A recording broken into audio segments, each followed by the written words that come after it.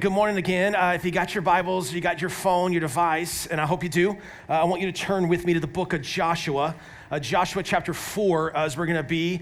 It's towards the front of your Bible in the Old Testament. Look in the table of contents. You can find it that way as well. Man, it's so good to be back. Man, I miss you guys a lot when I'm gone traveling and getting to speak at other churches, and I love it. But man, there's just something about being with the people that call Radiant Church their home that I absolutely love. And there's like I don't say this just as there's no other place I'd rather be on a Sunday morning than right here. Like lifting up my voices with you, it is an absolute joy. And so thanks for letting me travel. I hope Cody did well. I hope he spoke highly about me. I don't think he spoke too many bad things about me, but so grateful for him and for Missio. Well, if you've been with us the last handful of weeks, months, we've been journeying through the book of Joshua. And maybe like the best way for me to somewhat sum up the book of Joshua is, Genesis, Exodus, Leviticus, Numbers, Deuteronomy really tell a story of obviously creation and all that, but then Moses comes on the scene with Exodus, and you kind of have all these stories that take place, and we get told that there's this land that we're going to give to the people of Israel, but it just takes a long time, and Joshua is where they finally get to enter into that land. And so we left off with chapter 3, and they're finally crossing the river. They're finally going to get to the land. They're finally going to get to a place that they can call home. And as we move into chapter 4, it's like they cross the Jordan River, and then there's a couple things that happen in Joshua chapter 4 and 5. And I'm going to be honest, like most of us when we read, and there's other passages maybe in Scripture that we might do this with, but these are chapters that might kind of be like flyover passages, like that if you, like the next passage, like next week, we're going to talk about the story of Jericho. And like, I can't wait to talk about Jericho. Like it's like the battle and like there's excitement, but there's sometimes these chapters like chapter 4 and chapter 5 that like you might just like gloss over. And so what I wanted to do this morning is like just camp out because there's some really great stuff. And so they cross over the Jordan River, and then God like comes to Joshua and he's going to say, hey, there's a couple things that I want you to do. There's a couple things that I need you to do before we finally cross over into that land. And so the first thing that he kind of asked him to do is to remember. To remember. So I told you I was traveling last week, and what I didn't know when I was traveling last week, I was going to one of our partner churches, and so I was going, and I was going to fly out on Tuesday and then kind of be there all week. Well, about a week before I went, they gave me the schedule of events, and on the schedule of events was all the other church pastors and people that were going to be there. And I saw a name on there, and it said Jamie Nairmore. Now, Jamie Nairmore is my best friend in the world. We have been friends for 2 decades and a half. We went to college together. We went to Africa together. We lived in Africa together. In fact, Caroline and I, we had to actually get married and live together for like 7-8 years before me and Caroline lived together longer than me and Jamie, right? Like one of those friends. Like he's my best friend in the world. And so I call him up and I'm like, you're going to be there? And he's like, of course. Why would I not be there? I'm like, why didn't you tell me you were going to be there? Like you didn't want to see your boy? He's like, oh, I just figured we'd see each other when we got there. And he doesn't have near as much energy as I do. And so when we get there, and man, it was just, we hadn't seen each other in like 6 or 7 years. We talk on the phone all the time, but we hadn't seen each other in a long time. And like we sat down at the coffee shop, and it was like we were college roommates again, just catching up, reminiscing. Like it was one of those, like we talked, we laughed, we swapped stories that like nobody here would understand, but him and I understand. And like we cried together. We like said I love you more times than we've ever said I love you before in the past. And I think it's just because we're getting a little older, and like it's just we wanted to communicate how much the other person meant to us, just in again decades long of friendship. And like here's the thing: the older and older I get, the more nostalgic I get. The older I get, the more like I look back on some of the friendships and some of the things that God's allowed me to do, and I'm just like, oh my gosh, I can't believe that I got to do that. Like things that I once cared less, like I just care nothing about, I care for. Things that once I thought were really insignificant, I think are very significant now. Things that I remember saying to my mom and dad, no, I don't want to do that. I make my kids now do. Right? I remember I don't know if you guys had this with your families, every like Christmas and Thanksgiving, I would go over to like grandma and grandpa's house. And this is before like smartphones. This is back when you had to get out the camera. My grandfather, we would see each other on Thanksgiving and he would be like, all right, everybody get in for the family photo. And he would take the family photo. And then we would come back at Christmas like a month later and he would be like, man, you've changed so much. Let's do another family photo. You know, he's the grandpa that's doing that. And I remember being like, Grandpa, like, this is ridiculous. You have so many pictures, and now I'm like, squeeze in, everybody. You know, it's like I want to have pictures. I'm getting old, and I want to show you guys a video because I want you to see this. And if you're over the age of 35, this may make some tears. But here's what I mean when I say I'm getting more nostalgic. Go ahead and play the video. Give up forever to touch you, 'cause I know that you feel me somehow. You're the closest to heaven that I'll ever be, and I don't wanna go home right now. And all I can taste is this moment, and all I can breathe is your life. And sooner or later it's over. I just don't wanna miss you tonight. And I don't want the world to see me, 'cause I don't think that they'd understand. When everything's made to be broken, I just want you to know I am. I just want you to know I am.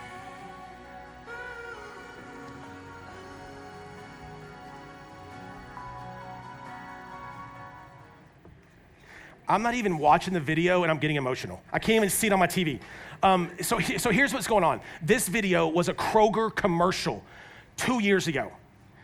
And that video came on right as the holidays were coming out. And Carol and I are sitting on the couch. And she looks over at me and I'm like bawling. And here's the reason why. One, I get emotional and I get nostalgic when I think, because like he's playing back, man. He's lost his wife and he's playing back all the things that she taught him, all the things that she cooked for him throughout the years. And man, as you get older, you start thinking about like the people that you've lost, family that you've lost, that one day you hope to see again in heaven. It's just like one of those like, and then the song, like it's originally the Goo Goo Dolls, which is like my favorite band of all time. Like they hit on all the feels. Now, here's my guess. If you're under the age of 30, you went, good commercial.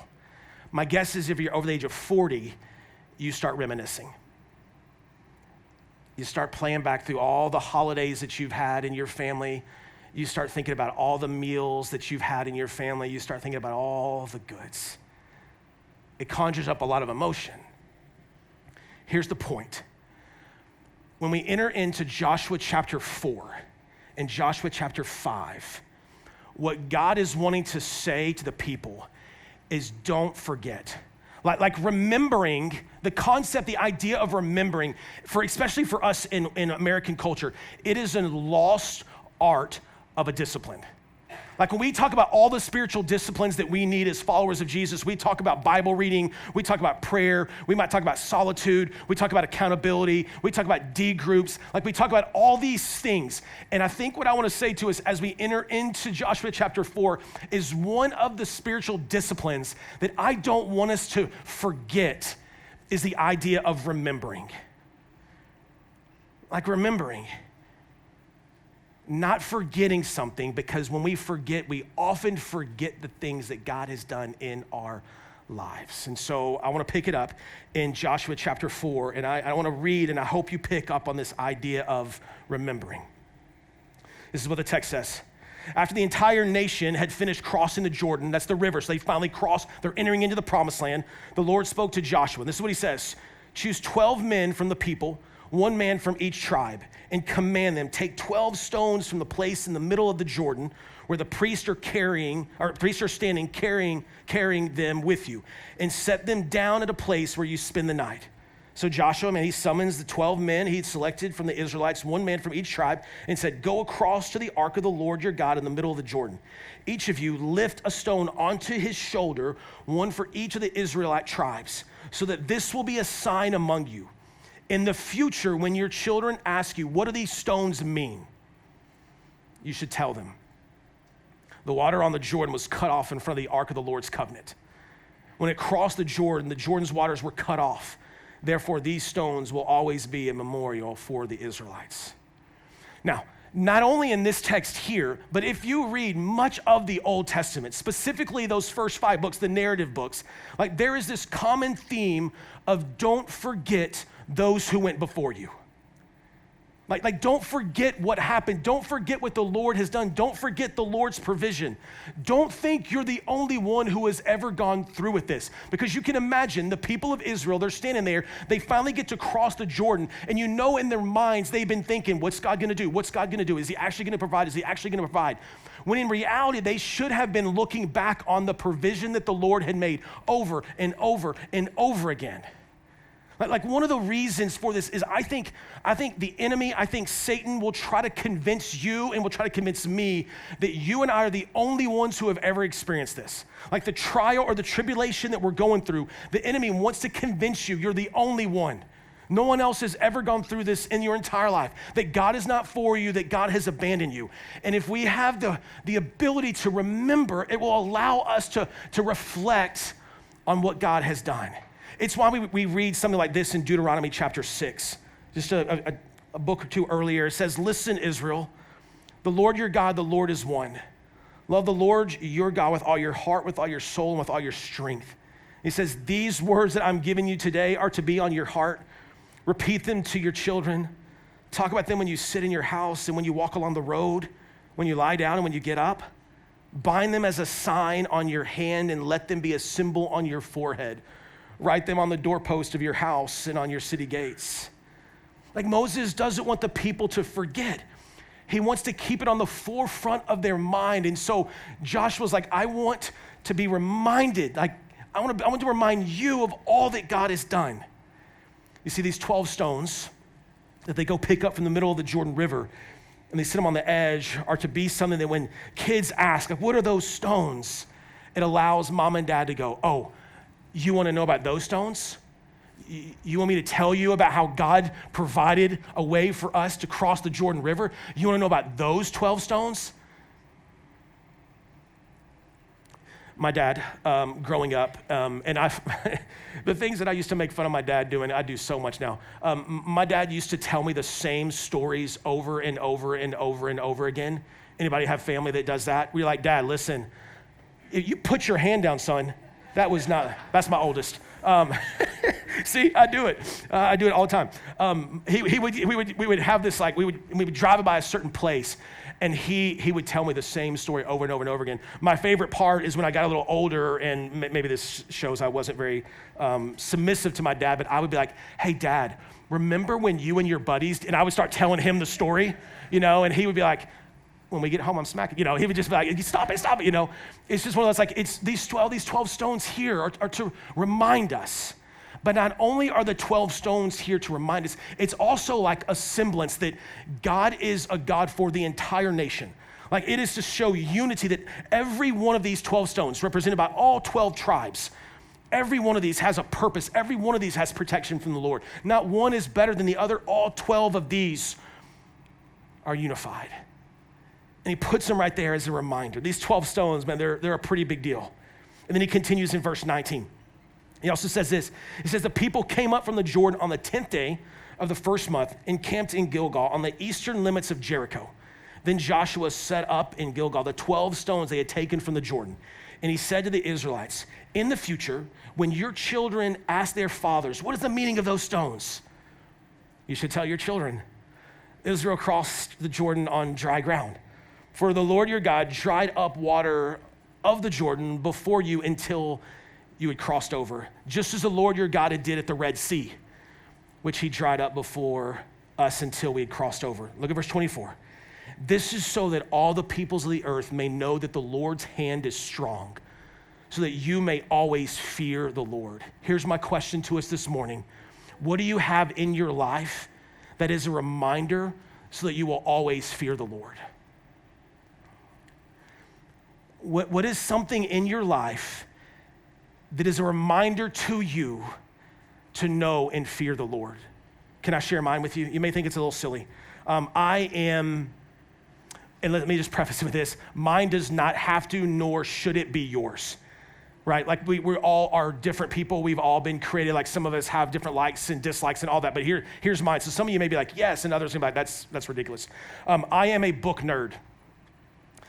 There is something about libraries for me that I am fascinated by. Like honestly, like here's how much of a nerd I am. If you scroll through things on my phone that I look at the most, libraries are gonna pop up. Okay, I'm a nerd. Like I just book nerd. So I love having books. My kids tell me that I have too many books, although I tell them it's gonna be their inheritance someday. And Boston looks at me and he shakes his head.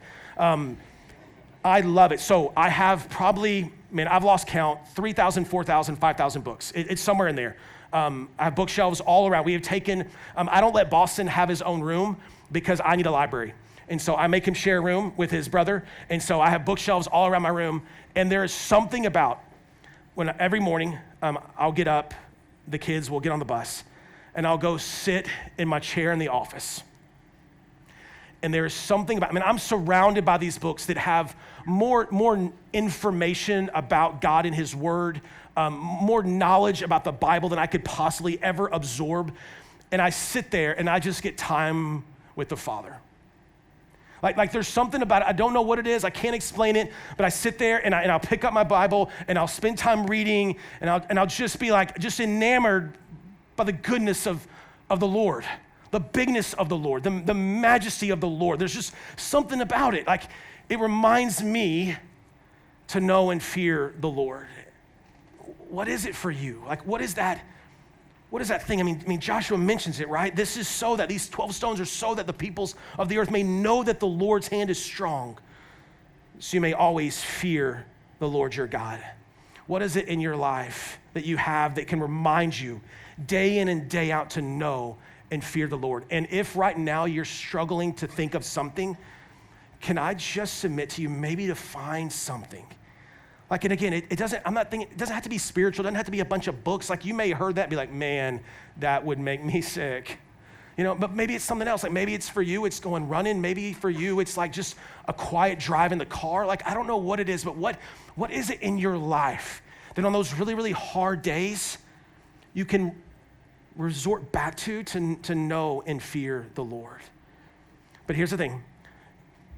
Remembrance isn't the only thing that God has for Joshua. Here's the second thing, and it starts in verse 5. Here it is, it's circumcision. Because there are kids in the room and we have a gaggle of boys right here, I'm not gonna go into the depths of circumcision. Moms and dads, that's for you on the drive home, you're welcome. But the text talks about it, and so we need to talk about it as well. So Joshua chapter 5, let me read for a little bit.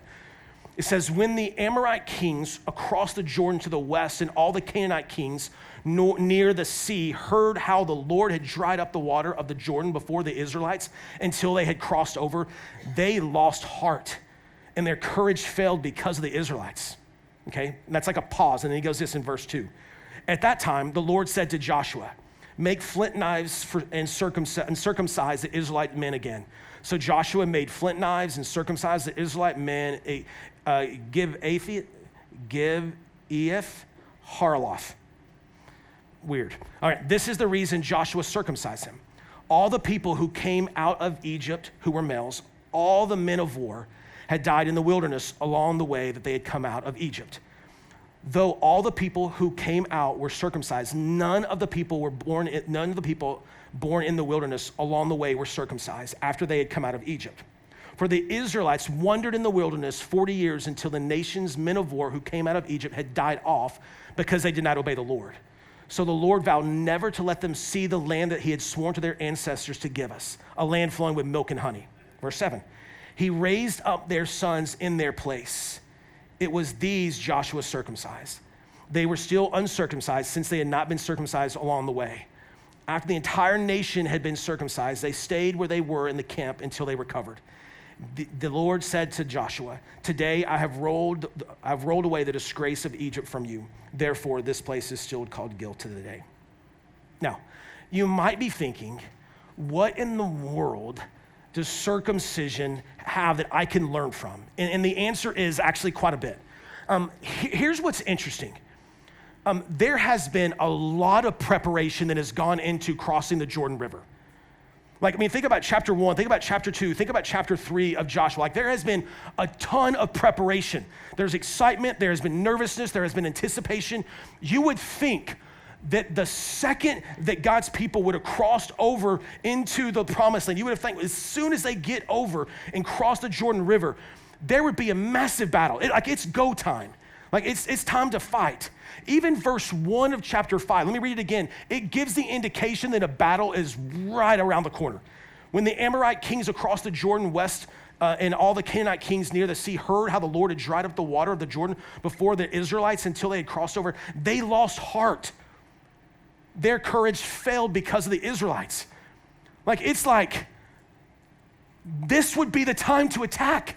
They've lost heart. Their courage has failed. This would be the time. If I'm leading the army, it's come on, this is the time to go. And yet, instead of hyping them up ready for war, Joshua brings all the males, the uncircumcised males, which would have been everyone except for him and Caleb, and undergoes circumcision. Why? Why? Okay, 2 reasons. Number 1, God had commanded it. In Genesis chapter 17, God made a covenant with Abraham and commanded that every boy on the 8th day would be circumcised. It was to be a sign. Yes, it's a weird sign, but a sign, declaring to the world that I'm a Jew, I'm God's chosen people, that I belong to Yahweh. But the second reason is this, and I need you to pay attention to this. The second reason I think he does it is in our weakness, God can show his strength. It's strange. Because when you enter into somebody else's territory, you want to be at the peak performance, right? Whether you're going to battle, whether you're playing sport, whatever it is, you want to be at your peak performance. And yet they finally cross the Jordan River. And the Lord commands them to do something that is going to weaken them. Sometimes God brings his people to weakness so that we might recognize that our strength is in him and him alone. Because I can just see it now. I can see it. If I'm the people of Israel, I finally cross the Jordan River, man, I'm ready. It is time. We have been preparing for this. And if we go in there and if we attack and we take over the land, we have no hardships whatsoever, I know myself. Here's what I'm going to do. Man, I'm so glad they have me on that team. Did you see how good I was in battle? I would have made everything about me. Not about him. We don't need him. We got this. They rush across. The battle begins. We win. And what are men going to do? We're going to sit around a fire telling war stories about how great we are. And if you think, no, I wouldn't do that. How many of you, when you get with your buddies, tell the stories of a great athlete you were back in high school? The glory days, right? There's way too many finger pointing going on right now. There is a lot of finger pointing, okay? This is what we would have done. You may be like, Pastor, that would never happen. Really? You've never taken credit for something that you don't deserve? You haven't taken credit for something that you haven't accomplished on your own? Anybody ever done a group project in school before? Right? Okay, there are 2 types of people who do group projects. One, like me, does all the work. The second people, maybe some of you in this room, you rely on me to do all your work. We get the same grade. I did everything, you did nothing. Yet, your name is on the paper. I so want to take a show of hands of who would do all the work and who would let, but I don't want to know who you are. I would be so furious. right? Or how about this? This one might hit a little too close to home, and if it does, I apologize. Not really. We just celebrated, I got up here, and we want to celebrate. January and February were Radiant's largest internal giving months, meaning like you, us, like the amount of money that we are giving over to the Lord, the greatest that we've ever had in our church's history, which is amazing. Some of you who call Radiant Church home are celebrating in that. Here's me stepping on toes, yet have never given. And listen, I don't say that to say shame on you. I say that because I want you to be a part of something bigger than yourself. Like one of our values at Radiant is contagious generosity. And it's not because I just thought that phrase sounded really good. It's because we see contagious generosity all throughout the Bible. It's everywhere, all over the place. The Lord loves a cheerful giver, not a begrudging giver, a cheerful giver. We don't want to give as little as we can. I want to give as much as I possibly can. Some of you clapping, hands, excited, yes, yes, yes. But you've never given. Like, could it be that God has given us money not so that we can acquire more and more stuff, but so that we can be a blessing to the kingdom of God, that we can be a blessing to the bride of Christ, the church? And you may think, well, Pastor, I would have thought that having money wouldn't be a weakness, like it'd be a strength. And here's the reality, friends. The longer and longer I pastor, the more and more I see money not as a strength, but as a weakness, because so many of us put our hope in money. If I just have a little bit more, like if I just had a tiny bit more, I'd be able to do ... I'd be able to do. No. If the Bible has taught us anything, whether you have a little or whether you have a lot. If you are generous when you have a little, I can promise you you'll be generous when you have a lot. If you're not generous when you have a little, I can promise you you won't be generous when you have a lot. That's just the reality. You think like a heart changes all, like I want us to be like just as generous as we possibly can be. Like, here's the thing, how might God want to be weakening you so that it points you to him? But here's what I know.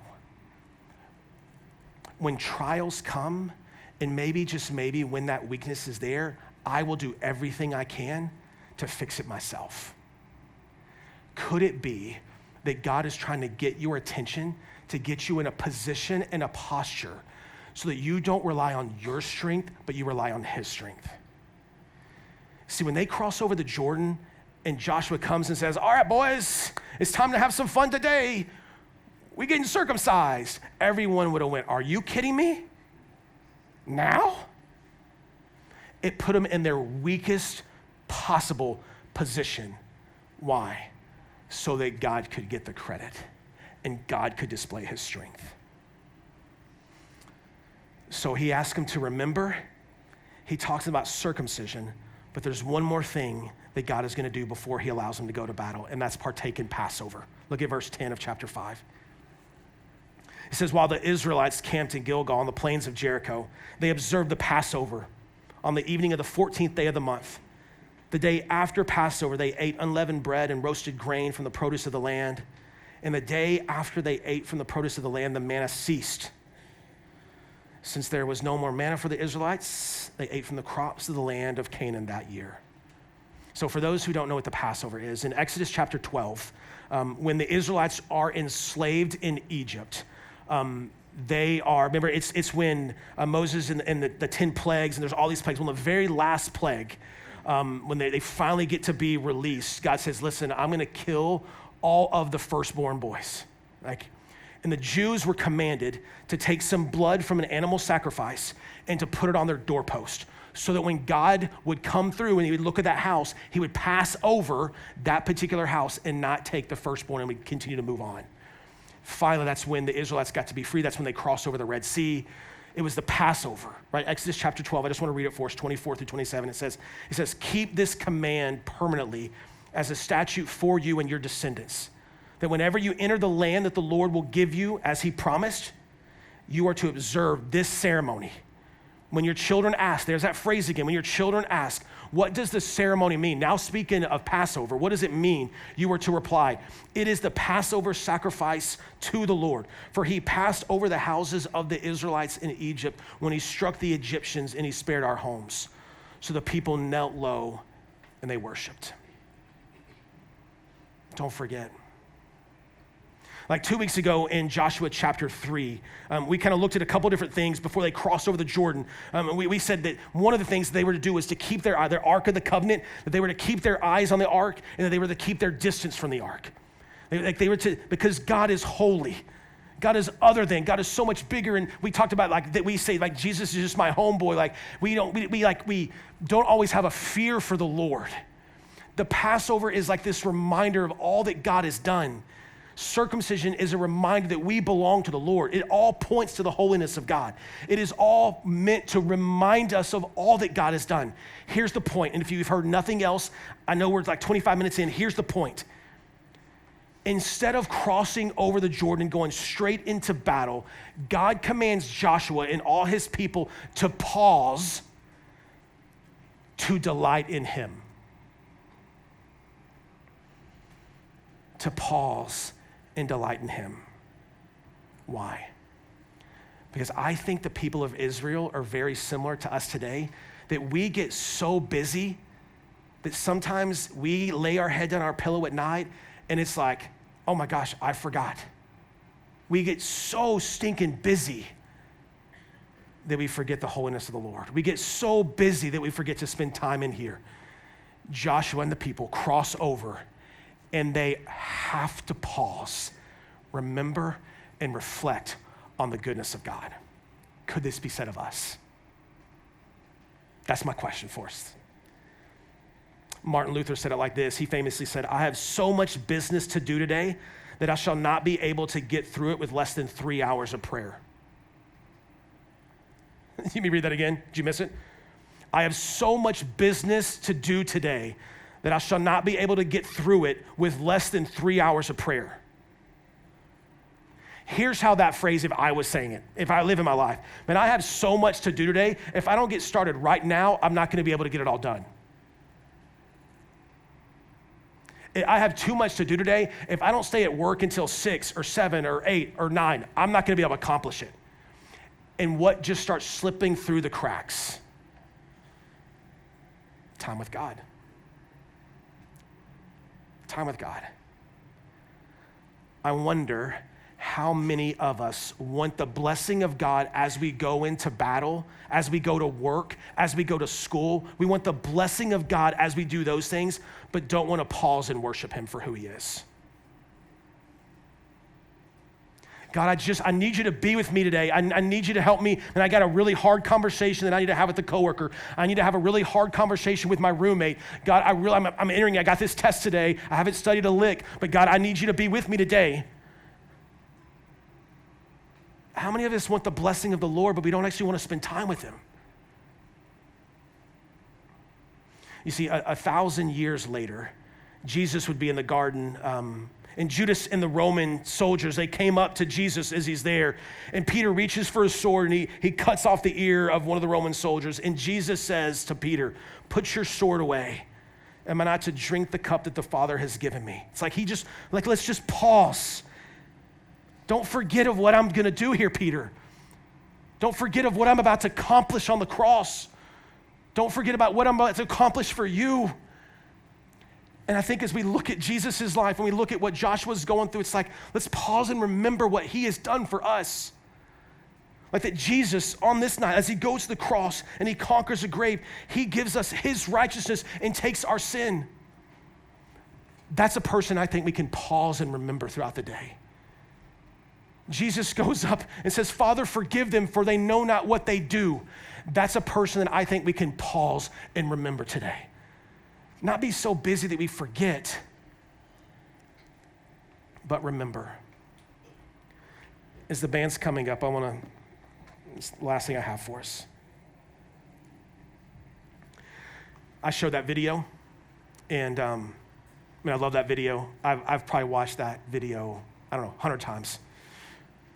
And I get nostalgic, and I think about my family, and I think about all the Christmases, and I think about all the Thanksgivings, and I think about all those things. The older I get, you know what I wish, and this is just me confessing to you a little bit, what I wish I would get a little bit more nostalgic for? Time with Jesus. and I'm 42. For some of you, you're like, that's young. For some of you, you're like, you're ancient. I see you shaking your head over there, boy. I want more time. I think about like the time that I've wasted. I think about the times that I seem like I'm just so busy, I don't have time for him. I want us to remember, I want us to reflect, and I want us to acknowledge, like, there's nothing we can give our lives to that matter more than knowing him, than a relationship with Jesus. Like, so I want us to be nostalgic for memories of the past, memories of old, friendships of old. I want us to be nostalgic of those things. But I also want us to remember, and that remembering wouldn't keep us in the past, but it would help us in the present have a phenomenal relationship with our King. That remembering what he's done in the past allows us to sit so comfortably in the presence because we know that he's got us. Like, we sing these songs when we're little, and they're kind of cheesy, but it's like they speak some really good truth. He's got the whole world in his hands. He's got the whole world in his hands. Yet we live as if, man, it's in chaos. So friends, I just wonder what it would be like if the past faithfulness of the Lord would allow us right here in the present to be reminded of how good and great and majestic King Jesus really is. That's my hope for me, and it's my hope for you.